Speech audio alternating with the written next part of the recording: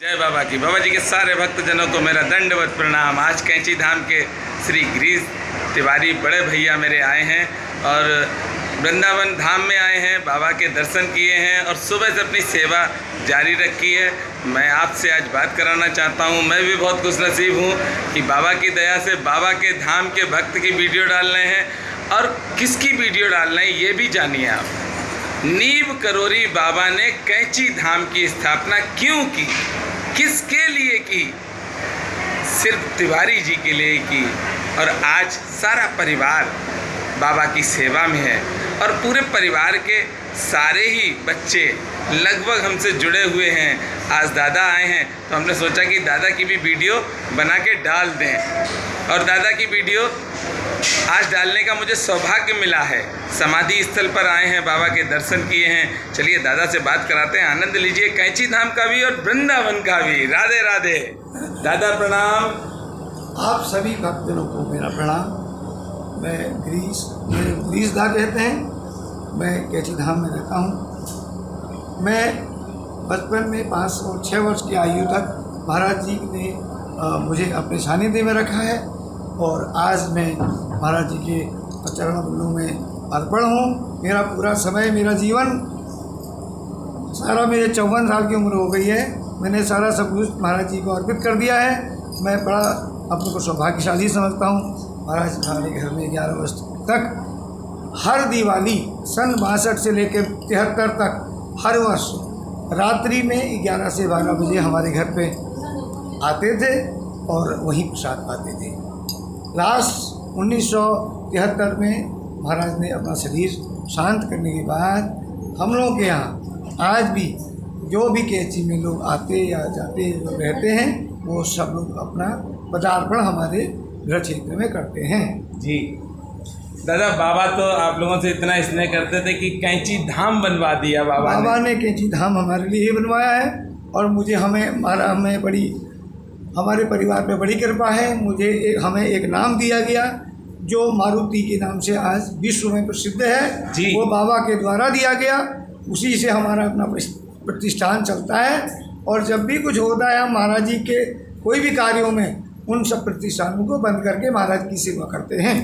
वो तो दादा देखा, आज वृंदावन धाम में भी देख रहे हैं, इससे पहले भी हमने कई धामों में देखा आपको। मुझे 34 वर्ष हुए वृंदावन आते आते और बड़ी महाराज की मैं बड़ा महाराज जी का आभार व्यक्त करता हूँ कि मुझे वो हर भंडारे में वृंदावन में सेवा का अवसर देते हैं और मैं जो है हमेशा से मैं अभी मेरे बच्चे भी इसी मार्ग पर चल रहे हैं। हाँ, बेटा भी आपका लगा है। मैं सब लोगों से प्रार्थना करता हूँ कि सारे लोग, सारे महाराज के परिवार से जुड़े लोग और सारे जो उनके पेरेंट्स हैं और बच्चे हैं वो महाराज की सेवा में अवश्य लगे, सबका हित ही करेंगे।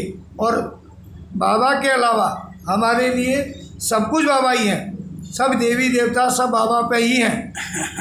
हम लोग बेवजह ही इधर उधर भटकते हैं और महाराज जी के आगे जो भी हम करते हैं नतमस्तक हैं। जो भी हम भगवान हनुमान जी, महाराज शंकर जी, जिस किसी को भी हम मानते हैं वो स्वतः ही बाबा हैं। सब कुछ बाबा नहीं, सब कुछ बाबा है, सब कुछ बाबा के अधीन है। बाबा विश्व संसार को सब कुछ देते आए हैं और बाबा ने जो है हम सबसे जो है एक पर्दा रखा था जो आज हट गया है। जी जी जी जी जी जी जी जी वहाँ संसार से हटा दिया है और पहले बाबा जो है अपने भक्तजनों का मोह जो है भंग कर देते थे और वो अब जो है उन्होंने वो मोह जो है भंग कर दिया है, सबको सब कुछ दे दिया है और अपना जो सारा कार्यभार भक्तों के कंधों पे दे दिया है और केवल उनकी छत्र छाया जिन भक्तों पे है जो समझते हैं उनका उद्धार हमेशा जीवन भर और उनके परिवार का हित ही होगा, कभी अनहित नहीं होगा। जी बाबा सर्वज्ञ हैं, बाबा ही हनुमान जी हैं, बाबा ही शंकर जी हैं, बाबा ही विष्णु हैं, बाबा ही सब कुछ हैं। गंगा मैया, जमुना मैया जो भी है सब बाबा हैं और किसी का अधीन इस विश्व में कोई कुछ है नहीं। जय श्री राम। भक्तजनों, बहुत सी कथाएं हमने डाली हैं यूट्यूब पे आपके परिवार की और आज पहली बार हमें सौभाग्य प्राप्त हुआ है कि मैं उस परिवार की जो वीडियो डाल रहा था कथाओं की, आज मैं साक्षात दिखा रहा हूँ। ये कृपा है मेरे ऊपर और तिवारी जी ने भी आशीर्वाद दिया। 2005 में बाबा ने हमारे यहाँ एक कंबल छोड़ दिया जी। उस वक्त नीम करोली के संतोष गुप्ता की मदर हो गई और उनके फादर हो गए जी। 15 जून की रात को कैंची पहुँचे। वो किसी वजह से जो है 14 तारीख न पहुँच के 15 तारीख को पहुँचे। हमारा एक पुराना घर हुआ करता है, उसमें बाबा पहुँच गए और बाबा जब वहाँ पहुँचे तो सुनहरे कलर की जटाएँ, सफ़ेद वस्त्र, मैंने ना ऐसे साधु कभी जीवन में देखे ना कभी देखूंगा। अच्छा 2005 में 2005 में। अच्छा। और उनके बगल में एक लाठी रखी हुई थी जी। और एक उसमें तखत में कंबल बिछा हुआ था और सफ़ेद वस्त्र थे, सुनहरे जटाएँ थी। महाराज का जो पुराना रूप है वो वहाँ विद्यमान था और बाबा ने पाँव के ऊपर पाँव रखा हुआ था, जैसे बाबा की एक मुद्रा है जी, ऐसी वाली। हाँ, तो पैर के ऊपर पैर रखे और थे। पैर के ऊपर पैर रखे वाली। उसमें अलीगढ़ के कम से कम 15 से 20 लोग वहाँ पे उस वक्त आए हुए थे। उसी कमरे में हमारी वाइफ ने और मदर ने कहा कि एक साधु अंदर घुस गया है। और जब हम वहाँ गए तो बाबा ने जब हमारी तरफ मुड़ के देखा तो हमारी सब लोगों की जो उत्तेजना थी, जो हम गुस्से से गए थे कि बाबा को भी बाहर निकालते हैं, तो वो सब शांत हो गई। और 11 बजे और मैं बाबा के सामने बैठा रहा और बाबा से न कुछ कह सका, न सुन सका, न बाबा को कुछ कह पाए। और सारे लोग आपस में झगड़ गए कि नहीं हम यहाँ सोएंगे, हम यहाँ सोएंगे। और संतोष भाई साहब की मदर ने कहा कि नहीं, मैं तो ग्रीस की ईजा से पूछ रखा है, माता जी को ईजा कहते हैं पहाड़ में। जी जी। तो उन्होंने कहा कि मैंने उनको पूछ रखा कि मैं यहाँ सोऊंगी। और हम वहाँ से कब गए और क्या हुआ उसके बाद पता नहीं लगा। सुबह बाबा खा के रास्ते बाहर निकले, क्या हुआ ये किसी को पता नहीं।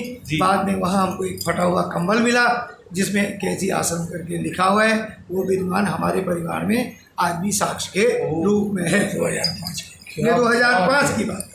वाह दादा, वाह दादा, ऐसी सच्चाई। क्या बात है, ये गुप्त रूप गुप्त है, मैं आज उजागर कर रहा हूँ भक्तजनों के बीच में जी। और मुझे जो है मैं हाथ जोड़ के विनम्रता से कहता भी हूँ कि आगे जो है मुझे इसमें वो भी न कहा जाए कि मैं उसके दर्शन करता हूँ। दादा अगर कोई आपसे मिलना चाहे तो कैंची में कैसे मिले? अगर किसी को परेशानी है दादा, वो कभी भी किसी की परेशानी हो, किसी को किसी तरह का किसी तरह की परेशानी हो तो मैं उसे हमेशा मैं मिला करता हूँ जी। और मुझे कहीं भी याद करेगा मैं उसको मिल जाता हूँ, बाबा मुझे उससे मिला देंगे। बिल्कुल बिल्कुल दादा। और ये स्वतः ही हमेशा होता आया है।